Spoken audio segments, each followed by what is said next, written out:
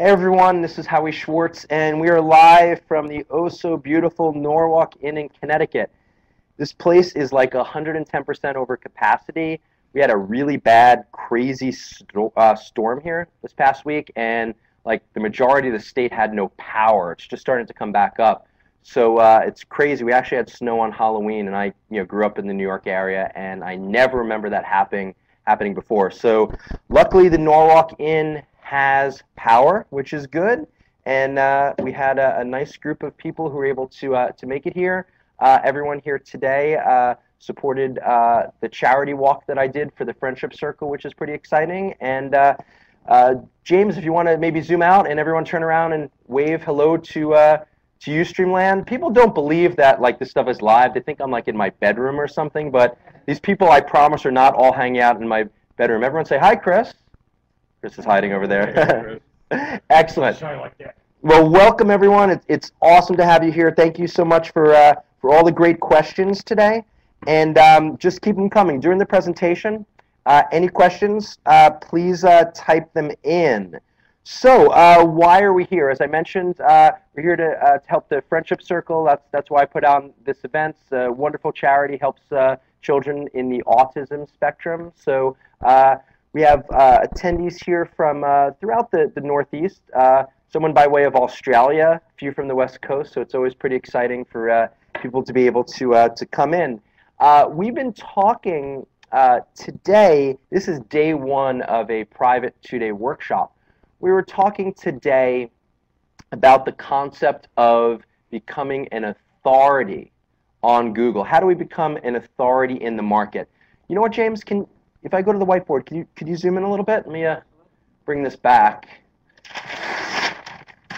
I'll show you what we were working on today. So it might be a little bit hard to see, but this is basically what I call the value funnel for affiliates and for information marketers.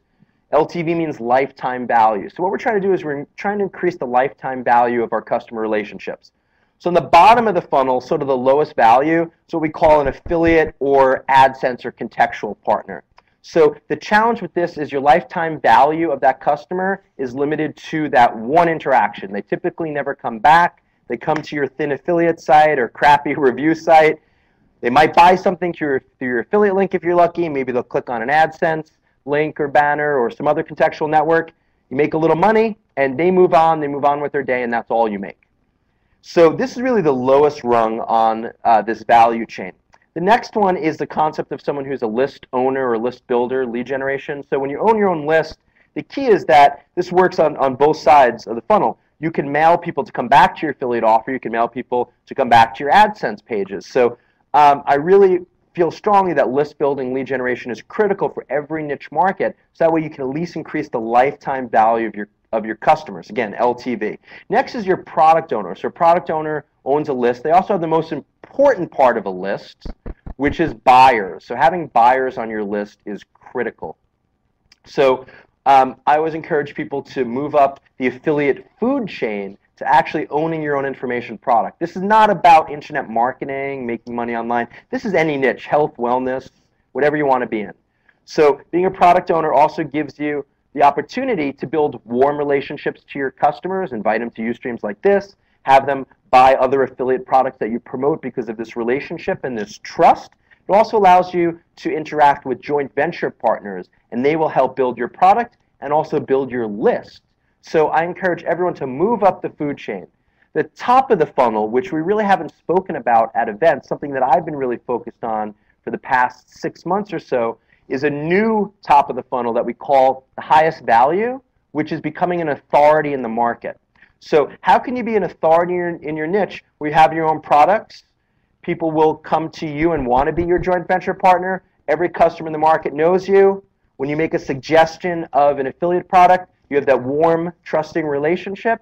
And typically each market has typically about 10 top authorities that are insanely successful, usually another 11 to 20 that are fairly successful or make a good solid income, 21 to 50 usually pull by an income, and then other people are more of a hobby level. So what I'm encouraging everyone is focused on lifetime value. How do we move up the food chain? build a list, have your own product, become the true authority. We will spend more time during this presentation talking about how you become the authority in your market as I trip over chairs, right? Great. Okay, so just want to share a little bit of what we were working on today. So let's see how many questions are flying in here today. So again, if you are just joining us, I'm Howie. We're in the Norwalk Inn, and I encourage you to go to howiebonus.com/Ustream. If you're missing the live presentation of this, you can come back and you'll be able to see the replay on this page. Also, I wanted to encourage everyone to share this on Twitter, share this on Facebook, share this across your social media. Let everyone know that you're spying on Howie's events.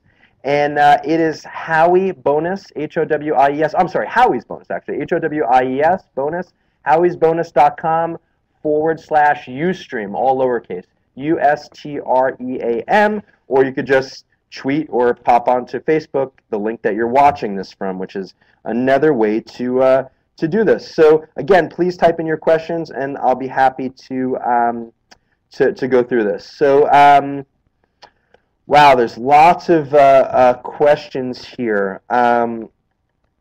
So I'm just going to start to go through them. And again, please type them in. I'm going to pick out some of the best questions here. Chris, could you do me a favor? If I call out, I love a question, can you just write down a name for me? And then so that way we know who we're going to send out some product prizes to. So we're going to give away $10,000 worth of my marketing products today for the best questions. So hope you guys typed in some good questions and keep on doing it live. I printed out some of the ones this morning. They're just pouring in right now. So I will continue going through this and updating it. Okay, so Mick from the United States. We have people from all over the world here. I can see where they're coming in from, which is kind of neat.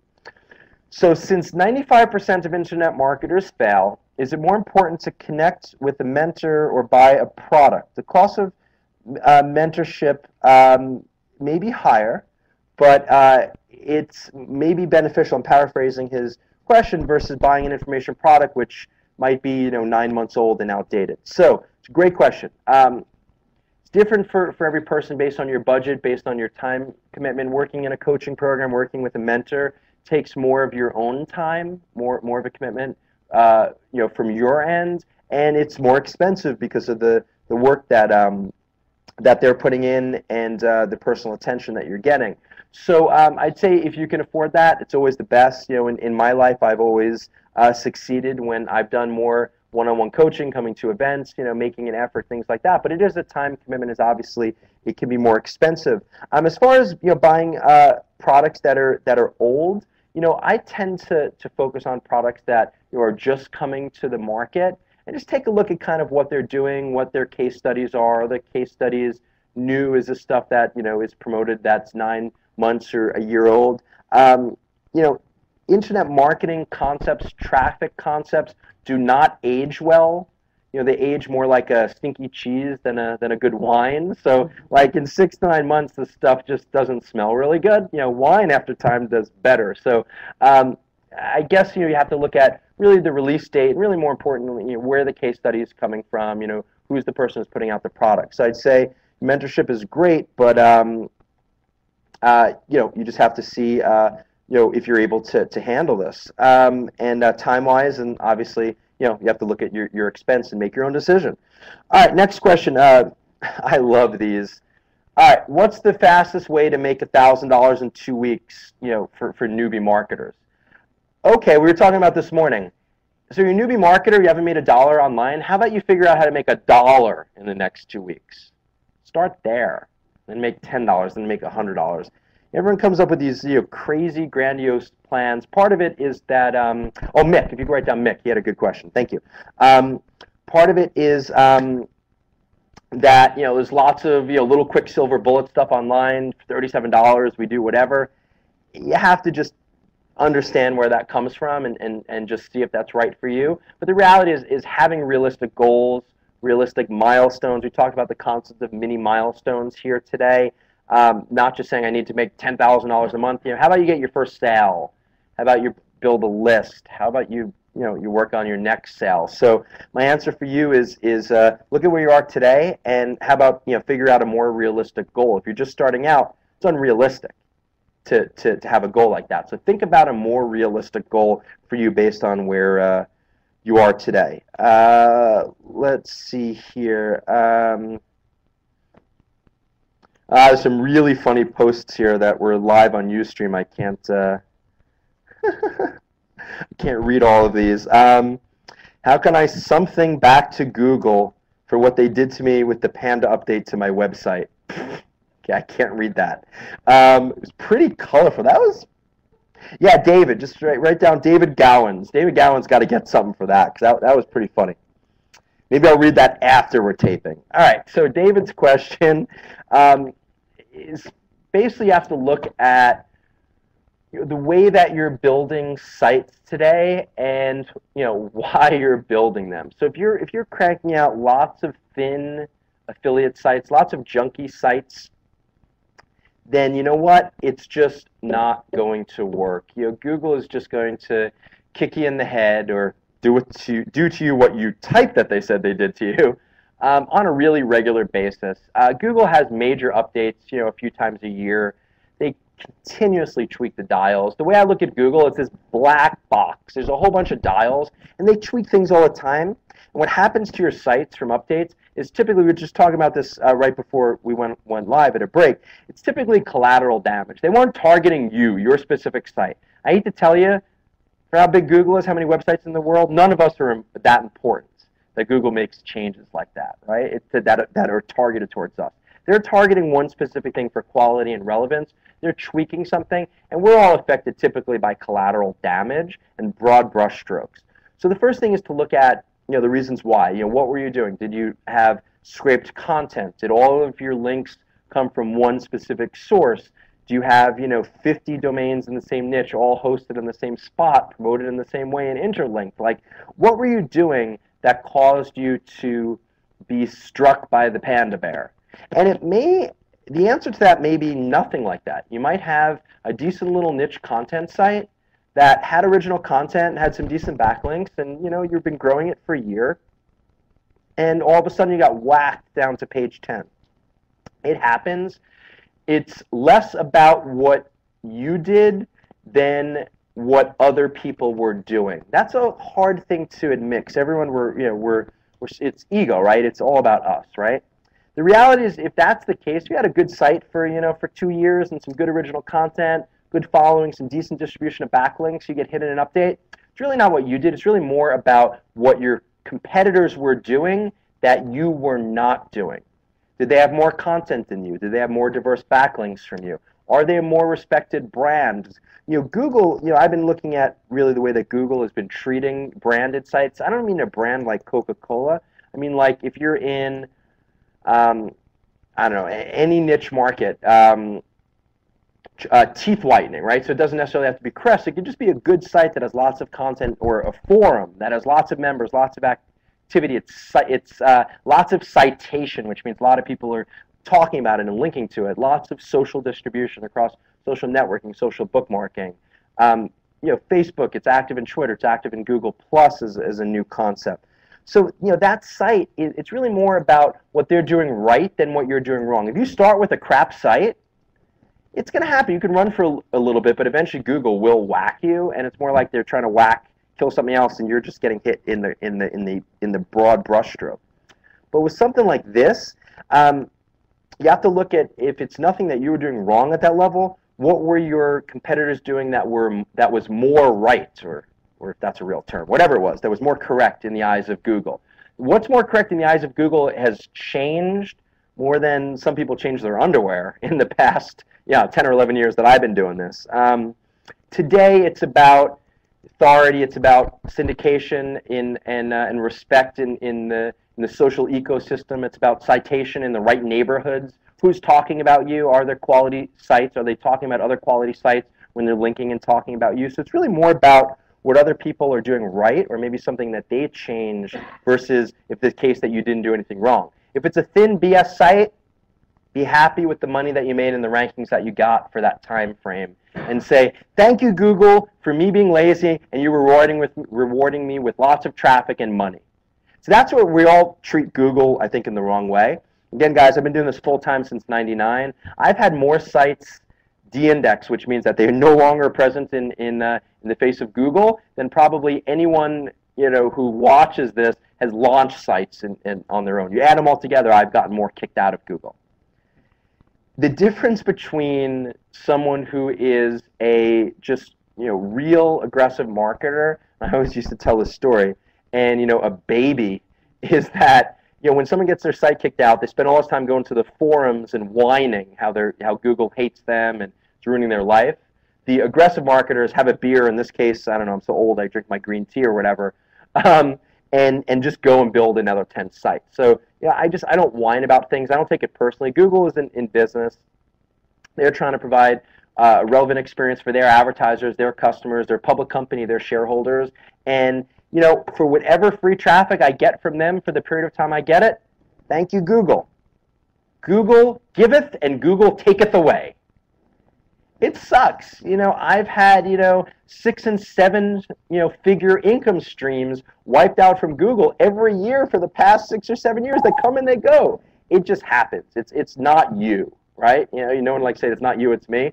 It's not you, and it's not really me. It's just Google's looking for something else. So you have to look in your niche market. What's ranking? What's there? There's a concept that's been around for a while. It's getting some more attention. In what's changing in how they're ranking content in Panda versus the concept of a whitelist. Like what is an approved list of sites that Google considers to be quality. So if you have things like Wikipedia, the Mayo Clinic, any.edu, any.gov. I mean, these are things that typically can be trusted by Google, and any new site that comes in, they have to not trust us, right? That's the other thing. You launch a new site, Google's been doing this for so long, you got guys like me who they're trying to fight against, you got to not trust us right away, right? You launch a new site, you have no credibility, no authority, you have no trust. You have to earn that trust and respect. That's a period of time. That's being in the right neighborhoods of linking, thinking about citations in the social ecosystem. There's all of these things that you need to start thinking about and doing, and it just takes time. It takes more time for Google to show respect and trust your site and say, this is okay. It's got a good neighborhood of sites linking to it. Doesn't look like I'm going to send my visitors there and they're going to have an awful experience. So that's sort of a high level 10,000-foot concept, but you have to kind of start thinking like that. You really have to start thinking about, what is ranking in your niche and why. And some of the things you're never going to move, right? So if you're in a health niche and it's the Mayo Clinic, the American Heart Association, 2.gov sites, like you're not going to move those sites. So you need to start thinking about the long tail of search. Like, what other keywords can we work in our niche? That was a really long answer to one question, but I thought that was really important, and I'm seeing so many questions here related to Panda. I thought I would kind of update it, get my point out. Once and for all, you could tweet that, Facebook, or whatever you want. That's the way I feel. It's not about you. Not about if you didn't do anything wrong. It's just more about what other people are doing that are more right in Google's eyes today. And you can't combat that. You can't whine about it. You need to do something proactively. That's why the concept of focus, becoming an authority, when we looked at that value funnel, and just focus on authority, focus on building a social network and citations in the right neighborhood of people that Google's going to respect. And over time, you build respect. But you got to earn respect with Google today. You have to earn authority. Years ago, when I first started standing up on this, not a stage, this little podium. It's probably the same podium that's been here. Yeah, same podium for like 5 years. I've been doing events here. It was different. We were able to manufacture authority and kind of fake authority. It's getting really hard today. If you look at the social, the power of social syndication and social citation, things like that, like syndicating your content to other places, citation, how people are talking about you and linking to you. It's really hard to manufacture and fake authority. I don't even bother with it that much anymore. I mean, sometimes it's fun and amusing, but I'm more interested now in building deeper, thicker, more Google friendly, if you want to call it, bigger authority sites and authority businesses. So I'm not interested in tons of little affiliate sites that I kick out and pray that, you know, it's spray and pray, right? That's the way I used to teach Google. It's just total spray and pray. Oh, this is fun, and you know, if it lasts for a few months or 6 months, it's great. You take your money and run. Stuff just doesn't really work anymore, and the amount of time and effort that it takes. What I realized, the amount of time and effort that it took for me to think about building these huge networks of sites and all this crazy linking and where things were hosted and coming up with my own linking nets, what I realized, if I took that same effort and thought and resources and outsourcing, and actually just built a goddamn really good site, maybe it'd stick for 2 years, right? It'd be all the same work instead of the spray and pray and going crazy building all this stuff that is just going to have a really short half-life today. So that's the other thing too. I mean, if you go back through my events and talking, you know, James Rizzuto's, you know, taped every event that I've done for 6 years, right? So he's traveled all around the country together. If you look back at the first event tapes that we did, James, my approach is very different. Guys, we're going to build 1,000 domains, and it's going to be hosted here. This is the way we're going to cloak our links, and we use this little black hat thing that Google hasn't figured out yet. Not doing it anymore. That same effort and reason, maybe I'm older and I don't have the strength anymore. Black hat marketing is for the young, I'll tell you that much.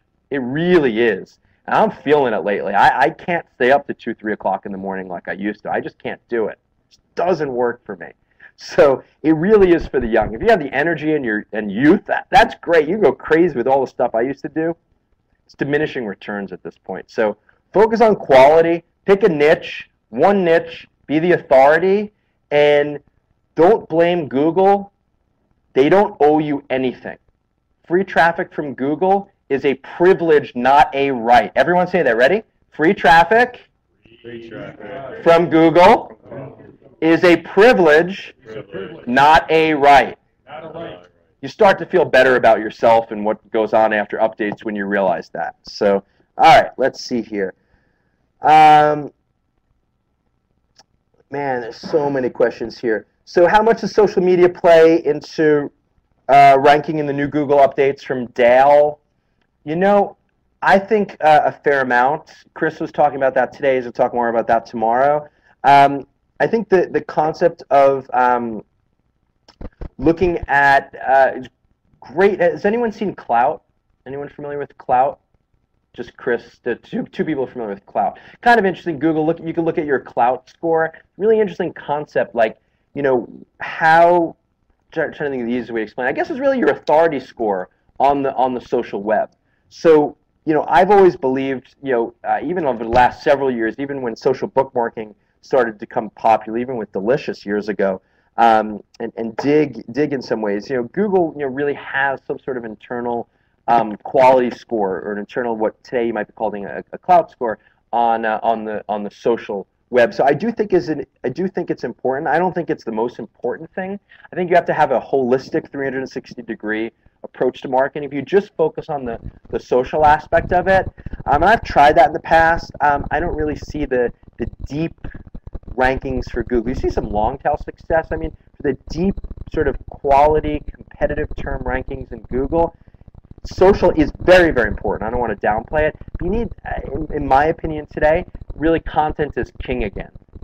You know, years ago, I used to be like, screw content. I don't even need content on my page. I'd scrape a whole bunch of stuff. I'd manufacture content. And I used to just force Google down their throat to rank my stuff. It doesn't work like that anymore. I mean, again, that's also a game for the young, right? I'm just getting too old to play it.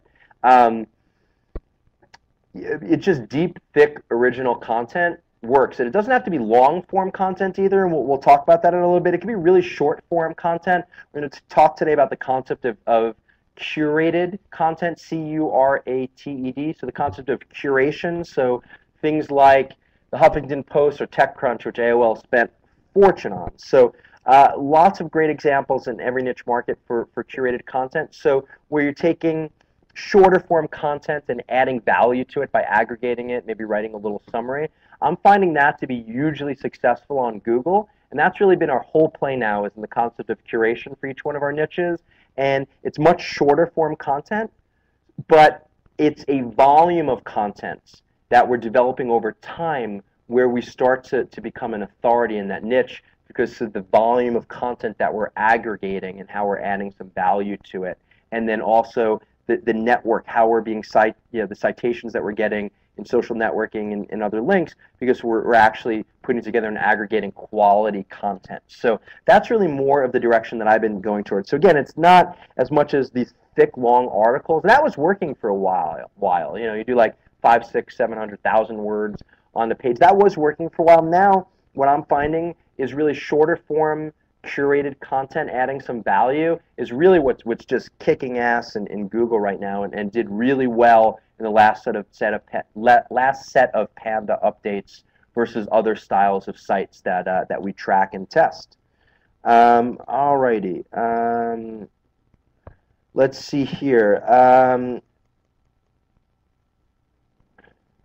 So Amory is asking, how can I build rich content websites for Google AdSense? So we were talking a little about AdSense. I put it on the bottom rung of our information marketing value chain before, but I was saying that AdSense has just been consistently good to me. You know, they still overnight me checks. It's, you know, a 15th, 20th, or whatever of what it used to be, but they still come, right? And I just haven't spent a lot of time on AdSense lately. I have old crusty domains that Google likes that tend to do okay with AdSense. But more and more, you know, I hear people starting to test that as an ancillary product or ancillary monetization stream. So I'd say test it. I'd like to see people build, you know, more lists and then promote other pages that might have AdSense on it than versus direct linking or just focus to AdSense sites. Just because you want to build that lifetime value and bring them back. So I think as far as content goes is, you know, think about rich media, think about embedding videos from YouTube, lots of engagements, lots of return users for you if you're embedding and syndicating YouTube content in your niche. I think that's a wonderful way to do it. And then the concept of again, for me, rich content is no longer long-form content. It's really curated, shorter-form content that's aggregating really the best of what's happening in your current niche today, and then posting that daily, if not multiple times a day. So shorter form content, more consistent. Consistency is another key word of this week. Let's see here. Okay, so Stephen, how much does an age domain help your ranking? Really great question. I believe a lot if it comes from the right neighborhood.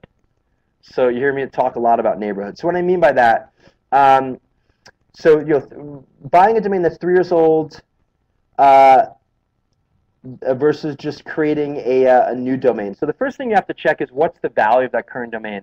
So one of the things that happens that I see people get stuck on is they buy a domain that, you know, it was registered and someone owned for 5 years, but it was never live. It was never indexed in Google. It has no value. Google does not care about the creation date of your registrar for the domain. They care about the first presence and impression of content. This is a very important point. So the best tool for that is archive.org, which is the Wayback Machine. Check the domain. Look at what content was there. If it was all parked pages or empty, it has no value for you to buy unless you like the domain for the brand. Buying that doesn't make it a good, crusty old domain. So a lot of people buy expired domains. I see lots of good success with that too, but check the neighborhood. So check the content. You'd be surprised, like a lot of domains over the years have had like weird adult things on them. People buy things and put other stuff on it. So make sure it's like clean in your Wayback Machine. The second thing is, you know, what links are present on this, you know, what neighborhoods were citing that site, what neighborhoods were linking to that site. That to me, if there's something that has some history, it was indexed. The only way you can tell if it was indexed by Google in the time is really looking at archive.org, the Wayback Machine. There's no other physical way to do that in Google, because the cache dates that you check will always be their last spidering of that specific page. So you have to look at archive.org for that. So again, if it's 3 years old and has a good history of links, then I think it's great. And if the content's clean on archive.org, otherwise just, you know, buy something new because you're starting at the same level. So that's Steven. Great question there. All right, man. There's so many questions here. Okay, Delphine from Canada. We have 2 people who came down from Canada for this event today. So from your experience and research, what's the most effective marketing a local marketer should do to get new local clients? Two parts of this question. What's the most they need to do to get their business rolling? Is it the outsourcing part? Thanks for your time. Okay, so you have two different questions. Maybe if I put it up here, it'll be easier for me to read. Okay. Can you still see me, James? Oh, absolutely. With the laptop here? Okay. Yeah, we're fine. Hey, everybody. Okay, so as far as getting more local clients yourself, really what you want to do is you want to basically be really visible in your niche in your local niche, which is your local area. So things like the Chamber of Commerce meetings are very beneficial, networking with other local business owners. You know, if you do a good job for one dentist, they have lots of dentist friends. If you do a good job for one restaurant, there's tons of restaurants. You know, you need some social proof and some client references. So the best thing to do for marketing is really just to market yourself, build yourself as the authority in the market. And you know, you gotta get out there. You gotta put some feet on the street. You know, sitting at home does not build local marketing businesses. Sitting at home can build affiliate businesses and it can build information product businesses. But if you're not willing to get out there, then you should not be in the local marketing space. Great niche. We spent a lot of time teaching it. Martin Maybrook is going to be here tomorrow, who works with me on all of our local products. But you know, he'll tell you too. You know, you have to be willing to get out there to make local work for you. Local is not really the lazy man's game in the way that you want to sit at home in your underwear. You're better to be an affiliate, right? Than worry about that. So that's the first part of the question. So getting yourself out there, getting some client references, and getting some social proof from what you've done. And as far as to get the business rolling, it's not outsourcing, because you don't outsource until you got a client, right? Systems are important when you actually have something to systematize. More important to take action and get out there and do it, and then figure out how to work on the client site, than spending 6 months trying to come up with these systems and hiring outsourcers you don't have a client. People do things ass backwards all the time. All the time. It's unbelievable how backwards people are with this stuff. You really need to just think about, you know, just get your client, have a baseline goal of what you're going to do for them. You do the work yourself, and then you start building outsourcing. So the most important thing for local is getting out there, off your ass, and actually go get a client. That's the most important thing. All right, let's see here. Let's see. Wow. All right, here's a good one. This is Russell from Canada. Wow, a lot of Canadians here today. All right. It's a really long question. All right, so Chris, you write down Russell's name. And also everyone who's on this Ustream, or if you're watching the replay of this, I want you to take the URL that you're watching, Howie's Bonus, if I'm forgetting it's plural, .com/Ustream, or just take the page you're watching this on, and dump it on Twitter, dump it on Facebook, let people know that you're watching this stuff. And what I'm doing is I'm picking the best questions, and then we're going to send out $10,000 of free products to the top questions today. So I'm tracking it here. So if I read your question, we're making some notes here, but if I read your question on this Ustream, email back to support@howiesbonus.com, tell them your name, read your question, and then we'll check it in our system. I actually have your question, so I know what your question is, and I can check that it matches your email, so don't make it up and say you asked a question that I read, because we'll figure it out pretty quickly. And we're going to send you a really cool package of marketing content and products. Again, we're going to give away $10,000 of marketing products just for asking questions here. So Russell has a really long question. Okay, it's tough staying on path or track to build a business. Amen to that. Talk about focus and clarity of a vision this morning. Everyone seems to have the latest and greatest method. Should I stick to only one online guru? I don't like the word guru, teacher. Or should I glean as much information for as many gurus as I can accommodate? The answer is pick one thing. Do that one thing. I don't care what it is. My product, not my product. I don't care. Pick one thing. Be that one thing for a minimum of 3 months. I'd love for you to do that one thing for 6 months. If you keep on buying different courses from different people in a shorter period of time, you will fail miserably, because you will just hop from idea to idea, concept to concept. Everything looks great. Everything is a big, shiny, new object. Oh, new networking site I just learned. Oh, a new tool. Do one thing. Stay focused. It's the only way to see success in this market is focus. So it's a concept of what I like to do is basically flip the 80-20 rule. So everything in life can go down to the 80-20 rules. Lots of interesting statistics and thoughts on that. So for me, is when you start marketing, in information marketing, affiliate marketing training, people unfortunately start with 100% learning. And when I say unfortunate, is you always should take one action. That's one step. So things that I've done in the past, like our apprentice program, even when you were learning, you were always doing things. We're announcing something new today that's going to be very similar to the next evolution of apprentice, where as you're learning, you're doing things. So even when you start, I don't think you should be 100% learning. You should still be 80% learning, 20% action. Very quickly, within your first 2-3 months of training, you should be, let's say, 50% learning, 50% action, and then in life you should always be learning. Today, I've been doing this for 12 years now, something like that, a long time. I am still always learning 20% of my day. I spend 80% of my day taking action, 20% of my day learning new things. The way to be truly successful is knowing the 20% of your time to focus on in life and in affiliate marketing. So that's a good suggestion. Focus on one person. If it's me, if it's one of my products, cool. Happy to have you here. If it's not, that's perfectly fine. Pick one thing, do the one thing, focus on it, and then take on other training when you have the resources and focus to do it. All right, so Dan from what flag is that? I think that's Italy. Let's see. Yes, from Italy. How to reactivate an already banned AdSense account. Don't bother, right? Like we were talking about this before. Like you could spend I used to think a lot of times how to hide from Google. Like I'm going to do stuff that Google doesn't know. Google knows everything, right? It's just they're like Big Brother. They're really scary. Facebook knows even more. They're the scariest company. I'm not even going to go into that right now.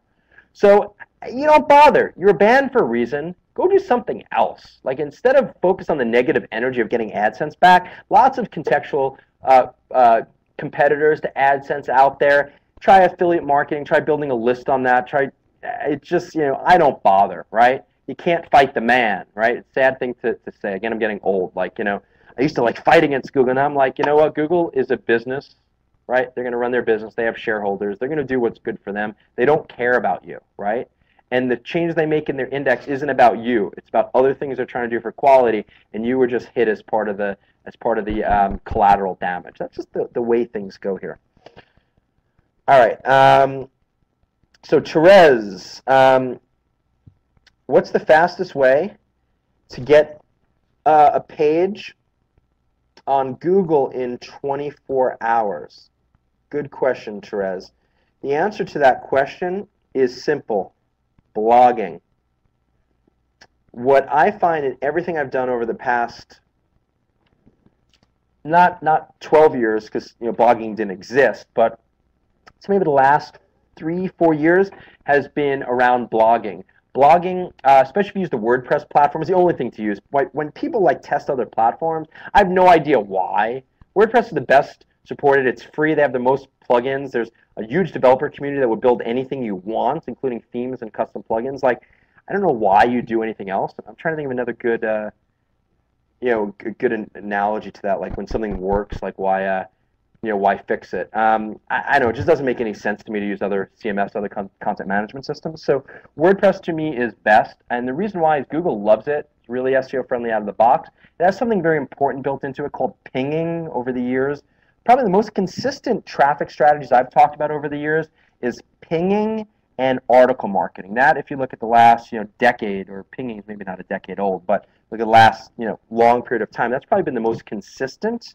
Quality for me has really been around pinging and around the concept of article marketing has always worked very consistently too. So the fastest way to get on Google in 24 hours, in my opinion, is really WordPress.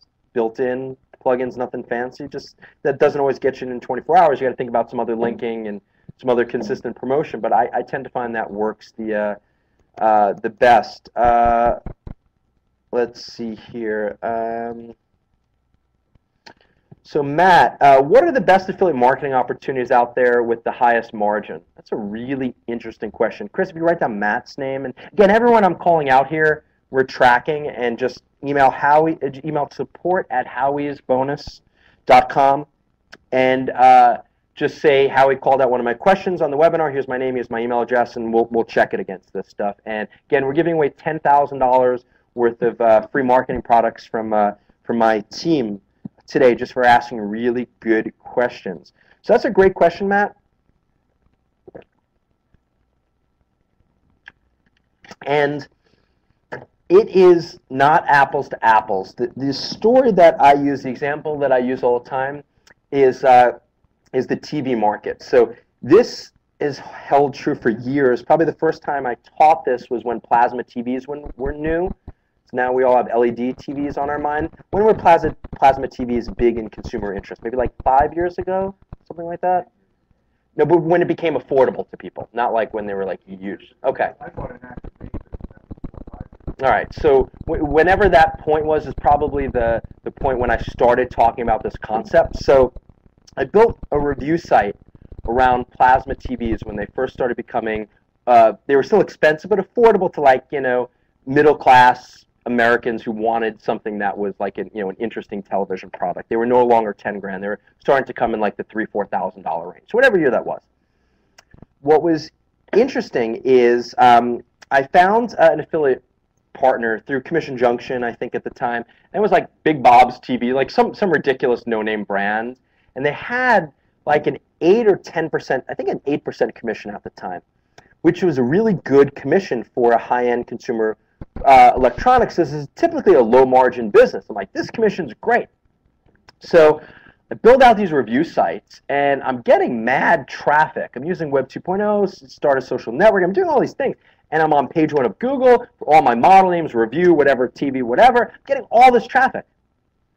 People are clicking on the affiliate links. I'm tracking that. So you have to think about your funnel and how things are going. So sometimes you get traffic and then they don't move on to the affiliate links. People were clicking on the affiliate links, getting traffic to the affiliate site. It's running for like 2 weeks. I'm getting good, consistent traffic. I don't make one sale. What's going on? So I look back at this page and I'm just like, I would not buy a TV from Big Bob, or whatever the hell the site was called. And I realized people won't either. We were talking about this morning as an affiliate. Like, look at a page and say, would I promote this only if I would buy it or if I'd send it to my mom, right? If you're not going to send it to your mom, if you're not going to buy it, like, don't promote it. So same thing, like, I didn't trust Big Bob, and I wasn't going to buy from him. So why did I go for that? Why did I go for that offer, that affiliate program? Because on paper it had the highest commission. It was 8%.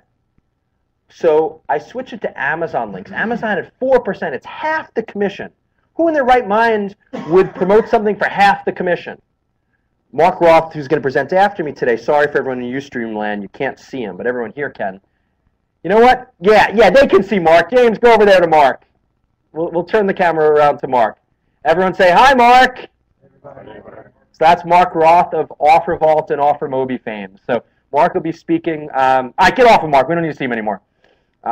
So Mark will be speaking after me, but he will not be on Ustream. Ustream doesn't like you. They'll all leave.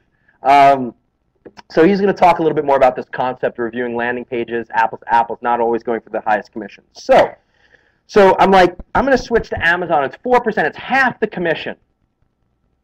That hour, I sold a TV. That night, I went to bed. I sold another TV. I woke up in the morning. I sold 5 more TVs. Half the commission. Why? People trusted Amazon. And that's why they bought it. They knew if I came with a crack in the middle of the TV, Amazon would take it back. If it broke, Amazon would take it back. Amazon would deliver it on time. They trusted the brand. Very important, guys. So I went for the highest commission. When we say margin, I think commission. So the problem is that it doesn't work like that. You have to look at the highest trust affiliate page that you believe is going to convert for your traffic. Focus on the highest converting page, and that becomes your highest ROI, your highest return on investment. Don't go for the shiny object of the highest commission. Look at the page. Do you trust it? How's their order flow? How's their customer service? What's their return policy? Think things like that. That'll give you a really good feel on what affiliate programs you should buy. That's a great question. I'm always thinking back to that when I review things. Because a lot of times I do look at that and I'm like, I am going to run this program versus that, and you know what? Go for the one that your gut tells you your prospects would interact, engage, and trust the most, and you will just make more money from it. Great question, Matt. Let's see here. So Ed's asking, let's see. Ed's asking, how does a person regulate the comments on their blog? Lots of comment protection plugins on blogs. Things allow you to do approval, things that automatically do spam detection. Askimit, is that the right one, Chris? Right? How do you spell it? Akismet. Akismet. How do you spell it? A-K-I-S-M-E-T. A-K-I-S-M-E-T. I know how to say it, I just don't know how to spell it. I can't spell. So that's what we use on our blogs. They do a good job. Some things we do manual approval on, some things we let go and we run that. But that seems to work pretty well. This is a great question. Eugene Mullings, you're going to get something really cool from our team. This is a great question, Eugene, because I like the detail. What's the quickest... He wrote most simplest. All right, I'll pretend you didn't say most simplest, but most simple free method of driving targeted buyers with a credit card in hand to my offers, affiliate or otherwise. And how may I upscale to really bring in the profits? I think you mean scale. Okay, we won't bother you, Eugene. This was a great question. Sorry. I helped my daughter with grammar in elementary school, and she would have gotten an F on her paper if she wrote that, Eugene. But I'm still going to send you a really cool marking bonus. That's a great question. He said something really, really important, even though I picked on him. Now I feel a little bad. Sorry, Eugene. Okay. What he said was a credit card in hand, a buyer, not a prospect. We all think about traffic. We all think about backlinks. It's nothing. It means nothing. In my young days, 12 years ago when I first started, I was so impressed I wore it like a badge of honor how much traffic I got, how many domains I had online, how many pages I had indexed by Google, how many first page rankings I have. You don't hear me talk about things anymore. You know what I talk about? You know what matters? What JP Morgan Chase matters. My bank is the judge and jury of what matters. The only thing that matters, JP Morgan Chase. No other statistic matters. What do I clear at the end of the day? It's the only thing that matters. So traffic means nothing. Rankings mean nothing. Backlinks mean nothing. What matters is rankings and traffic and building links that is going to target the right type of buyer who's going to come to your page. Traffic means nothing. It is a waste of my bandwidth. Same way that when people do keyword research, I always tell people to focus on the longer tail. A phrase that says like, whatever TV model review. And some traffic tool said it had like 10 searches a month. People are like, I'm not going to run that. I say, you're nuts. That's the only thing you could run. And the only thing you should run, because those 10 people are ready through the whole entire buying funnel. They're ready to buy. They're ready to purchase. Shipping price for this TV, it's got 3 searches a month. Who cares? They're ready to buy. They're ready to spend money. Credit card in hand. That is a buying phrase. That's what the true long tail is about. So think about the keywords that you're targeting. Think about the content that you're constructing. And forget the browsers. It's a waste of bandwidth. Let them go somewhere else. If you want to browse, go to someone else's site. When you're going to buy, come to me. The way that I target the buyers is through long tail, funnel-driven keyword research. Not going after high volume terms. It's going after high transaction terms. High transaction terms. That's the key. Everyone write that down. High transaction keywords. Transaction value keywords, not high frequency keywords. Very, very, very important. Probably the most important thing I could teach you today. It's not about winning on television. If you rank magically, which you will never do as long as you live, for the term television, it's not going to really help you because you're going to get all of this generic traffic, and they're looking for TV guides, they're looking for TV programs, they're looking for a remote for their TV, looking how to program their TV, their VCR from 20 years ago is blinking, like whatever. Like, I don't know what they want. Think about the long tail. Focus on the long tail. That's where you win. Think about Sony XBR 12-12-12 review. Shipping costs, Sony XBR 12-12-12. Think about that. Those are buyers. That is the simplest, the quickest and most simplest, how to read his question exactly. free method of driving targeted buyers with a credit card in hand. Sorry I picked on you, Eugene. You're going to get something really cool from my team because that rocked. All right. D. Dolnick comment. So Don D. Dolnick. That's a good formal name. Okay. Post Panda. 10 minutes. Thank you, James. So we're going to keep going for a while, guys. And I'm going to run a little bit longer than I said, because if you guys are continuing to ask questions, I'm going to continue answering them. So there's like hundreds and hundreds of questions here, so I'm not going to be able to get through everything. So Don D. Dolanek. Okay. Post Panda, should all banners and multiple affiliate links be removed and cloaked? No, why are you bothering? If you think Google's not smart enough to see that, you're like in 1999, right? Just Google sees everything. They understand everything. It's just, the answer is like, why do you have multiple banners and multiple affiliate links, right? Concept of single action, right? Concept of single action. James, do you mind if we walk over to the board? Sure, that's fine. So on Ustream, we'll do, it's like the frame rate is delayed, so we'll do like some fancy run over there. So there we go. So here's the concept of single action. You have a site. Someone comes to your site. You have content. You have a call to action. Maybe a call to action. That's it. And this call to action is money. Could be a banner, could be AdSense, could be affiliate link, could be an opt-in box. One single thing to do. Call to action. When someone comes to your site, what do you want them to do? If you can't answer that question for every page and every site that you launch, don't launch the site until you can answer that question. Critical, critical, critical. Because if you give them too many choices, like the formal name over there, whatever, I don't remember now, Don, I think, they will do one or two things if you give people too many choices. They will either take no choice and they will leave because they don't know what to do, or they will take a choice that is less profitable for you. So if you have 2 banners, an AdSense link, an opt-in box here, and 3 affiliate links, you don't know what they're going to click on. You have to direct people. You have to tell people what they want, what you want them to do. People on the web are not randomly surfing for fun. They have a problem that they're trying to solve, right? That's how we make money in the affiliate game. You're solving people's product. You're getting them a product problems. You're solving people's problems. You're getting them a product they want. You're helping them with acne, warts. I don't know, whatever their problem is. You're trying to help them with their problem.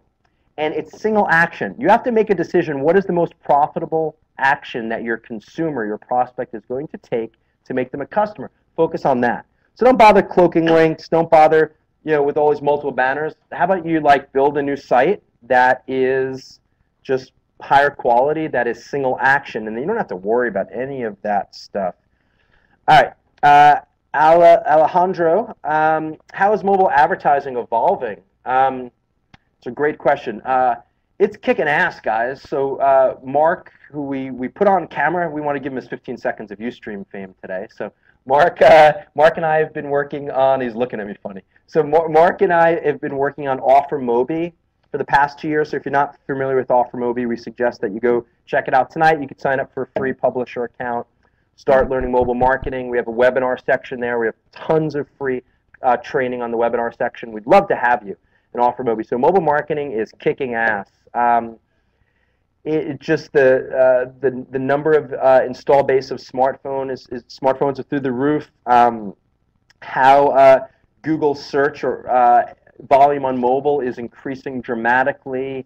Apps are proliferating, wherever the word is, across every major niche and every major sort of goal you could think of. So I'm more bullish about mobile, as you guys can tell, with my most recent focus in OfferMobi than anything else out there. So that's a great question. So it is just evolving awesome. And if you don't have mobile in your plans, today you should go change that, right? You should definitely go change that. All right, so everyone remember, please, if you're watching the replay or if you're watching this live, please take this URL, howiesbonus.com/Ustream. Just take it off the page here. And please drop it onto Twitter, Facebook, share it wherever you're sharing, Google+, whatever. and let people know that you are spying on Howie's live event. We'd love to have you here. And again, I'm taking the best questions, and we're going to email them. We're actually going to give you instructions at the end how to get the cool $10,000 of marketing products we're giving away today.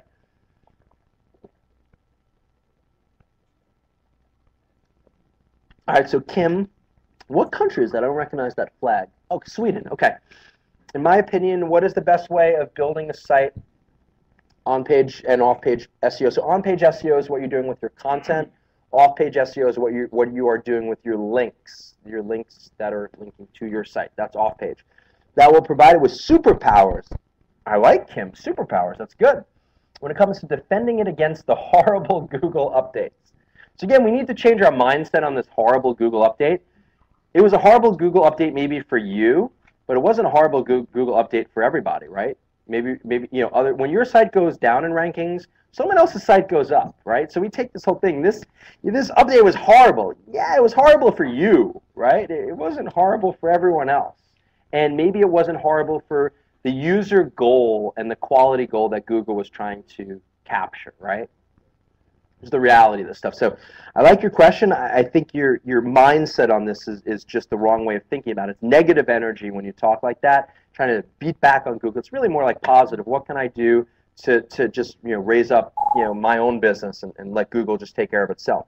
So so the ultimate way of building a site, blogging, WordPress, curated content. We're going to talk more about curation today. So curated content. And then just, if you do good content, you'll attract some one-way links from the right neighborhoods. But you need to proactively go out there and get links. So that is everything from participating in social media, social bookmarking, article marketing is awesome, press releases are awesome. Real forum and blog comment participation, not spammy stuff, that's not going to work for you long term. Just real, like participating in someone's conversation on a relevant authority blog, becoming an active member of a forum, that's real. That's going to help build credibility off page with backlinks and attention and the right, the right social sort of quality score, if you want to talk about it like that. So that's sort of my comment on that. So blog, curated content, intelligent backlinking that is not spammy, something that could be long term. So everything from directory submissions to pinging to RSS directories to article marketing, press releases, across the whole board. But things that are going to be more sustainable. Our words for today, if I was Sesame Street, we'd put them up. So sustainable, consistent, curation. I mean, those are the things that we're really, really focused on, right? Those are the things that we're focusing on. Okay. So Chris, how do you identify, how are we doing on time, James? Okay. How do you identify a niche that will make you money? So Chris is struggling with this and appreciates any tips or tricks to make this process easier and more bulletproof than my current process. So the problem is that you're probably not taking action. You're probably just thinking about all these niches, and most people are afraid to move forward. Really interesting point. So you think about the niches, and then you're afraid to pull the trigger on it. So what I say is look for commercial viability. Look to solve problems. First question is, am I solving someone's real problem in the market? Is this a problem that I can solve? If you're not solving a problem, whether someone needs a product or someone has a medical condition, they have a question that they need to fix something on their home, whatever your niche is, then it's the wrong niche. That's the first thing. Are you solving someone's problem? The second part, is this commercially viable? We were talking about this before. If you're solving someone's problem on an underwater basket weaving pattern, probably not a good niche because it's not commercially viable. So make sure it's commercially viable. The way I like to check that is there a decent presence of AdWords, advertisers in Google? And is there information products on ClickBank that you can promote? Are there affiliate products that you can promote? So again, you want to think about the commercial viability of a product. The first thing first is only do an affiliate niche if you can solve someone's problem. Very, very, very important. James, you want to switch tapes? So I'm going to sing and dance while we switch tapes for our home viewing audience, but we'll we'll keep on running through this stuff. What I find really funny is so people come to this page. So again, it's howiesbonus.com/Ustream, and they type in a question. They write none. It's like, why are you typing in a question box and bothering to enter in like your name, your email address, and actually typing something in? Someone typed in Mark typed in huh. It's probably Mark Roth in the back. Huh. H-U-H question mark. Can't help you there. It's really funny questions here. All right, let's see here. So while James switches tapes, you can just, oh, you're all set already? Oh, that was quick. Great. So I can go back to my next question. So again, everyone, I'm still Howie. We're still at the Norwalk Inn. I'm still at the same podium. You know what? Let's zoom out again so everyone can wave hi, so no one thinks I'm in my bedroom hiding. So everyone say hi. So we were at the Norwalk Inn, and this is my charity event for the Friendship Circle. I participated in a walk with in Stamford, Connecticut in September. There must have been 700 or 800 people there. It was a beautiful day. So thanks again for everyone who helped with that. So again, we're here today. We're talking about building sustainable businesses. We're going to be talking a lot more about curated blogs and curated content, how to become an authority in the market, how to build an authority business. So we are also giving away products for the top questions that are being asked. So we're going to run through some more. So John, is Google smart enough to tell between a real backlink versus one created by software? It's a great question. The answer is no at that level. And the reason why is that a link is a link. What they could look at is they could look at what other links you have coming to your site, what other links are present on that specific domain that's linking to you. Do they all look a little funky? Are they all linking to the same hosting account or same set of domains? So Google is looking at really the story around the link. That's how they're determining if something is like a purchase link, like buying links Google doesn't like.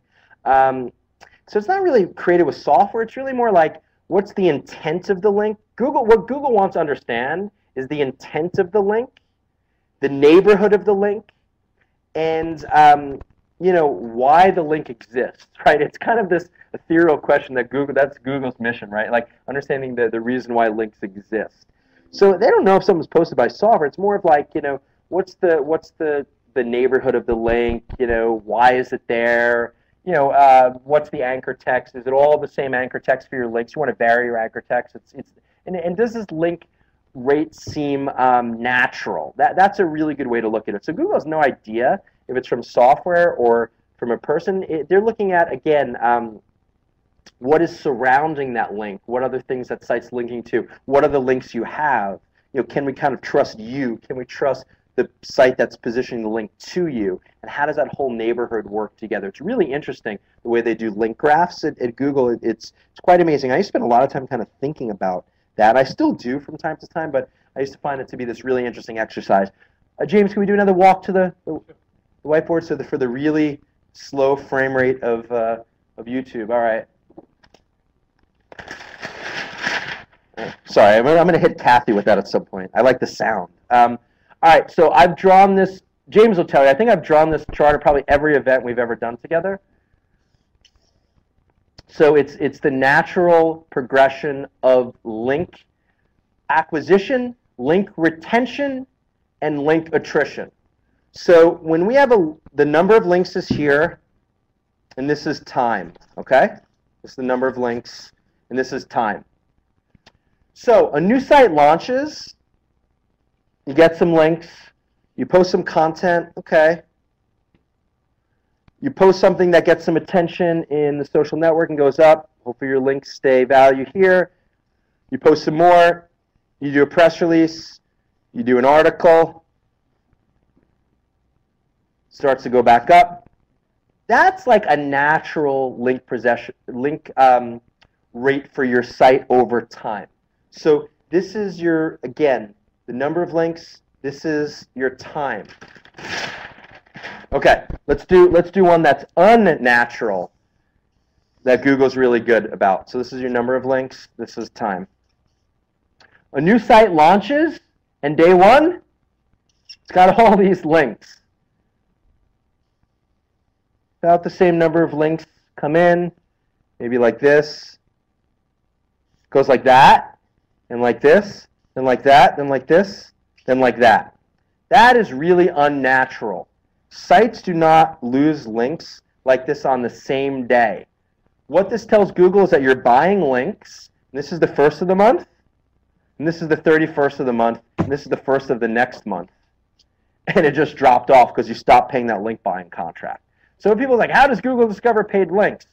Look at the onboard date. When did you acquire links? The retention time frame and the attrition time frame, and when they drop off. So I am not a PhD, and I don't have the million PhDs that Google has, but I could probably look at your site and figure that out myself fairly easily. So Google kind of knows that stuff. So it's not about if it's software generated. It's about like your natural progression of links, your acquisition of rate of links, your retention rate of links. So I don't have a problem with buying links. Buy all the links you want, as long as you could pay for them long enough where you have other links to replace them, that the drops are smoother. So what if you're buying links, what you need to do is you need to be building links here, and then you could drop some of these paid links. You're building here, drop some more paid links. So you drop it over time. So if you have like 5 link packages that you buy, you can't cancel them all on day one. You have to build other links on top, and then you cancel one, wait a little bit, cancel another. So you don't have these huge link graph patterns that I could spot myself, right? Forget about all of Google's technology. So Google can't tell if you are, walk back over, if you are software or anything like that. Google only knows at all if you're acquiring links in a consistent pattern. So that's the most important thing, is consistency of backlinks. Where I see people fail all the time, they're really excited about a niche. Put up some content, we build the blog, we're out there, we submit an article, submit to some directories, you ping it. And then what do? Nothing. And you do it for the next niche, you do the same thing, and you wonder why nothing is succeeding.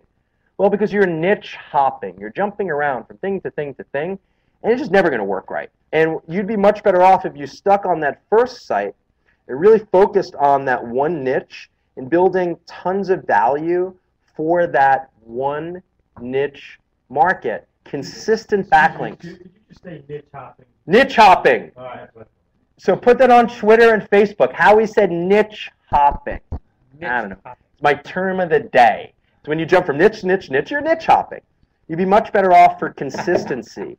Consistency is what wins in Google. What wins in Google. There you go. What wins in Google because of the link graph and looking at time.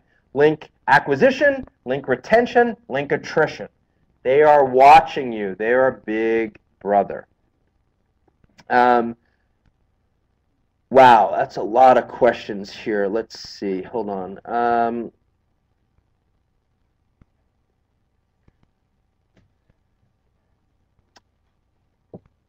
So again, over time, things for me that's consistency of promotion is article marketing. It's just great. So submit articles, every week, for the rest of your life.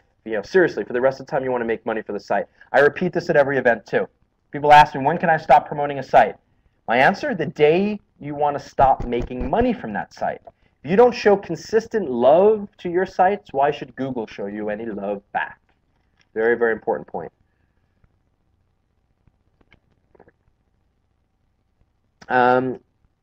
Okay, so lots of questions about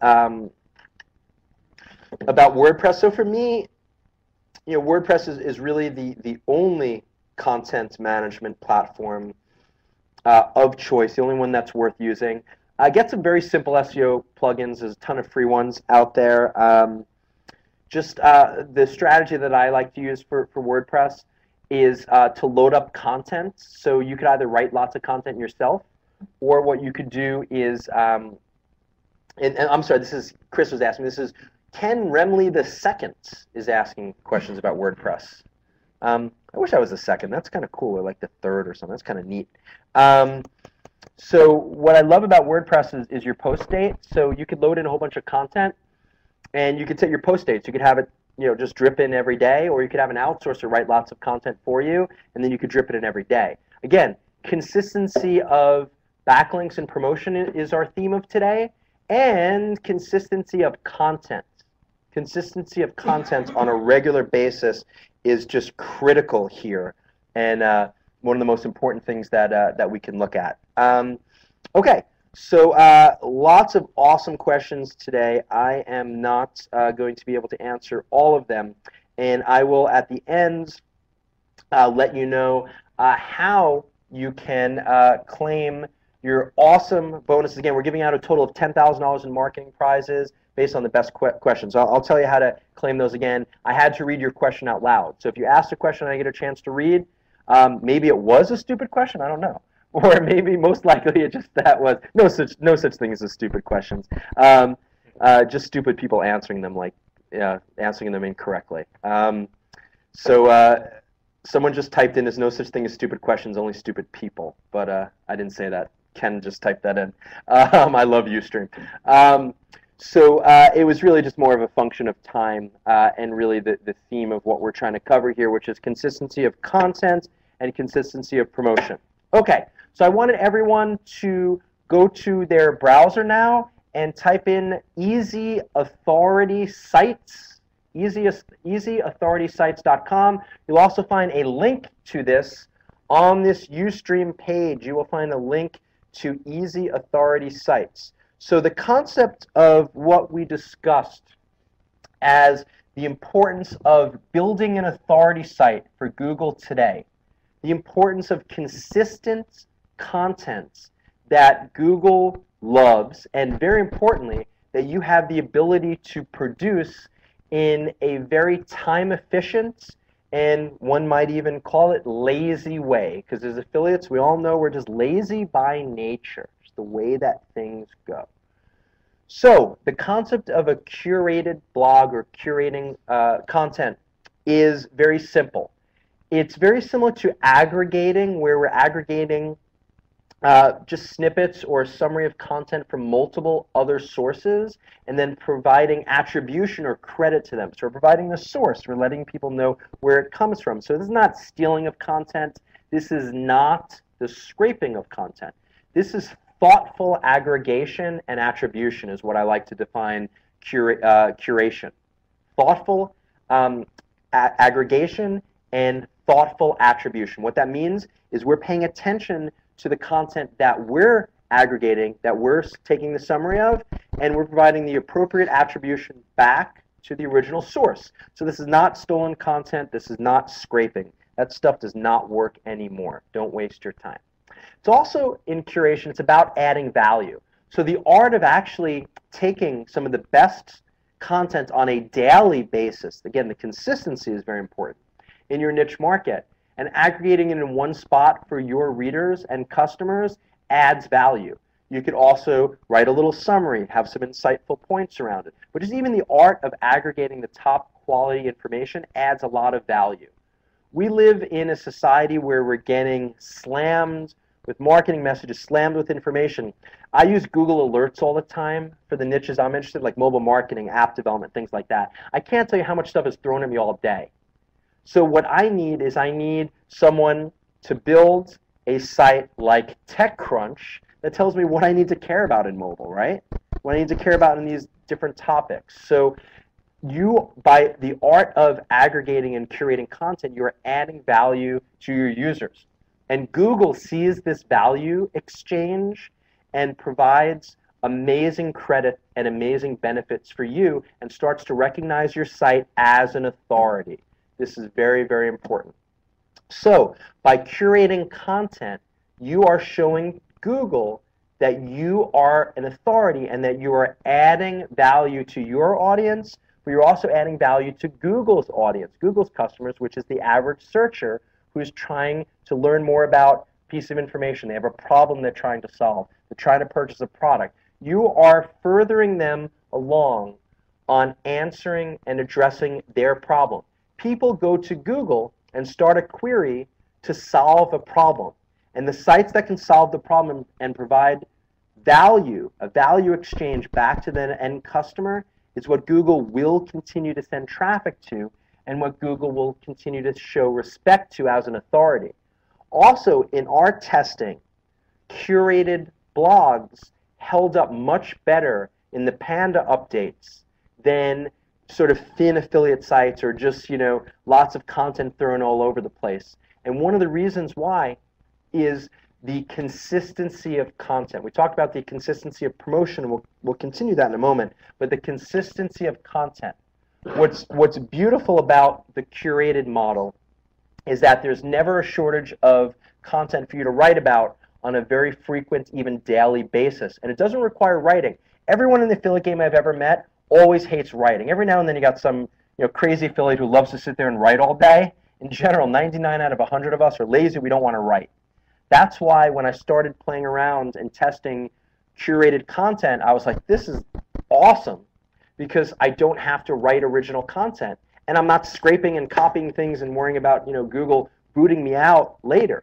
I'm actually taking and aggregating quality content and then adding value to it. So that's really what I love about the curation model, is that it's also really easy on us lazy affiliates. And there is no shortage, and what we're doing in our easy authority sites, brand new launch. Again, we're launching this today, right now, for the first time. Whenever I do events, I always think it's kind of fun to launch something new and just talk about like what we've done for the past 6 months. This is what we've been working on for the past 6 months: setting up curated blogs, tuning WordPress, thinking about social syndication. So when we post on our blog, how do we syndicate that to Facebook, Twitter, other curated sites, things like amplify.com. If you're not familiar with it, go check it out. So we can spend a lot of time over the next 3 months together in working on building authority blogs with the easiest to create content in the world around the concept of curation. And what Easy Authority Sites is all about, and why I'm so excited to launch this, is for any of you here, I know several people here were in my apprentice program in the past. And anyone who's watching this who might have been in my apprentice program or have heard about it, that was my favorite program. We did 6 installations of Apprentice, and we ended it a little over a year ago. It was all good things must end, like Captain Picard said at the end of Star Trek Next Generation, one of my favorite quotes, right? All good things must end. You do it 6 times, you're like, we're done. We need to think about something new. So in over a year, we haven't had another apprentice program. So this is sort of like Apprentice 2.0, but what we looked at for the last year is how do we continue on the success of Apprentice. If you're not familiar with Apprentice, it was really the first program of its kind that worked with marketers and held their hand through the whole process of building and promoting affiliate products and affiliate sites. And it was the most successful program, at least that I've ever seen, regardless of mine or whatnot, across internet marketing. We have well over 100 video testimonials about Apprentice. I mean, that's just unheard of. And it ran for 6 installations. You don't have 6 seasons of a TV program if people don't really like it and don't get benefit from it. So again, we spent over a year thinking about why Apprentice was received so great. Why, of everything that I've done, why did that always have the best testimonials and the most success and the best case studies from our students? And what we realized is the hand-holding. No one wants to be alone. As internet marketers, we all work alone in our basements, and no one talks to us when we're in a vacuum. It's really hard. You need a running buddy. If you try training for the New York Marathon by yourself, you'll never make it there. If you have a running buddy every day who gets up with you at 6:30 in the morning and runs with you, you have a very good shot of making it there because you support each other. That's what Apprentice was. Apprentice was a running buddy. All we needed was someone to tell us it was going to be okay, right? It sounds a little silly, but in marketing, you just sometimes need someone to tell you that it's going to be okay. And that's what Apprentice did. But what Apprentice, did not do is we had everyone do all of the work themselves, which I think is a benefit. But again, in this tough market, not everyone has that luxury of time. So what we wanted to improve on the Apprentice concept is we were adding a done for you element. So we're actually building the curated blog for you. We will register the domain, we will host it, we will set up the SEO ultimate SEO version of WordPress that we've been constantly evolving for years on the plugin suite that we use, something that we're very, very confident in. We build the whole network of social syndication for you. So integration with Twitter, Facebook, Amplify, Tumblr. I mean, there's a blogger, there's a list of a list this long of places that we work with. So we do all the work for you. And we spent a lot of time in the beginning of what this live program, which is starting today. Again, it is easyauthoritysites.com. And again, this is starting today. What we're doing here is we're also allowing you to use the benefit of our team's resources, that we're building this for you.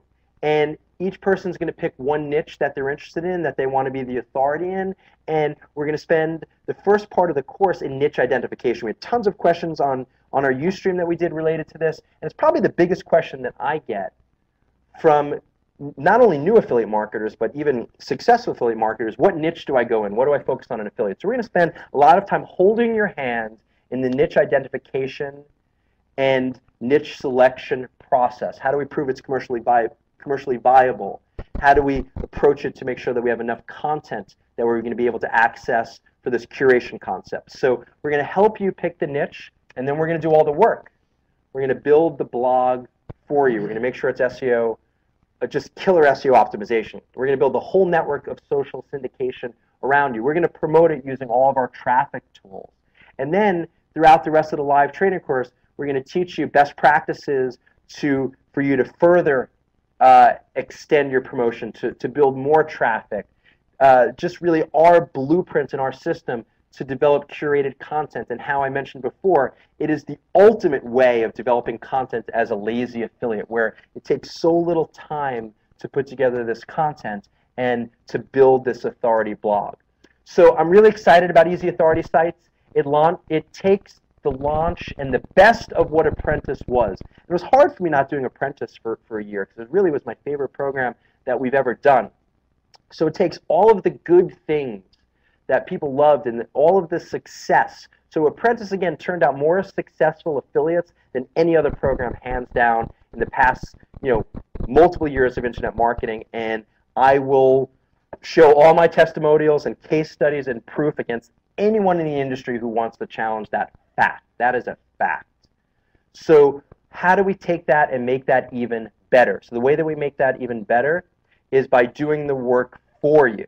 And that's what Easy Authority Sites is all about.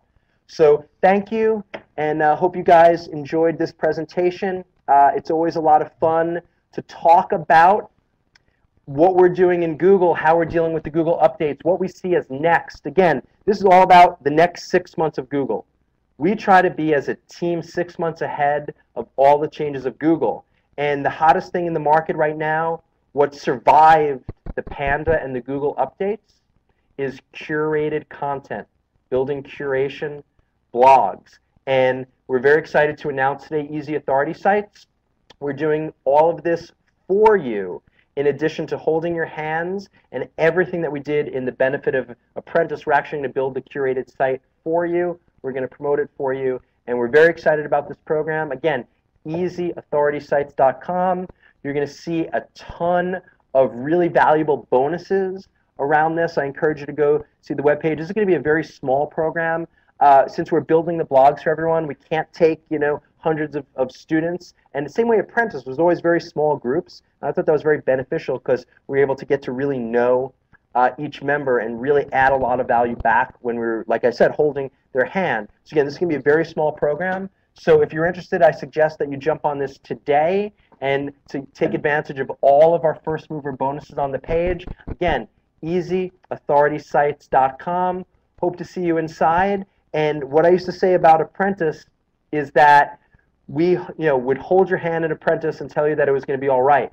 What we do in Easy Authority Sites, which is, again, the next evolution of our Apprentice program, is not only do we hold your hand, we drive you to the dance, we dance with you, and we drive you back home. So we're doing all the work for you. So I think that's sort of the next evolution of where we needed to take all of the success of our Apprentice program. So I wish you all the success in your affiliate marketing.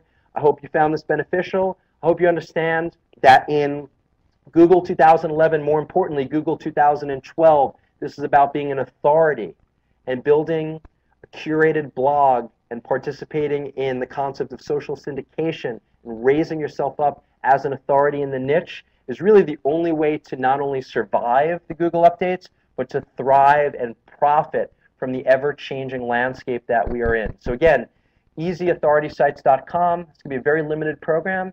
and I hope you can participate. Thanks again for joining us, everyone. Let's zoom out and everyone wave goodbye. Bye, everybody. Bye, Ustream. Thanks, everyone.